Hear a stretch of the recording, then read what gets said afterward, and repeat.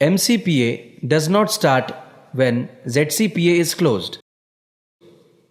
Check BA voltage. If BA voltage 0, operate HBA few times.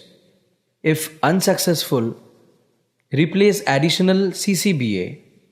Reset MCB on BA box number 1.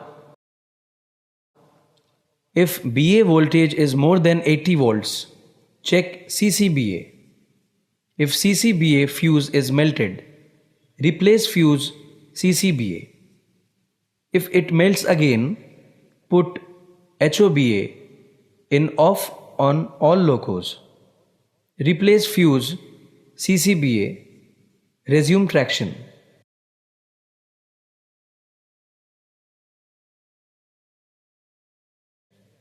If the fuse is good, check the terminal of ZCPA and CPA.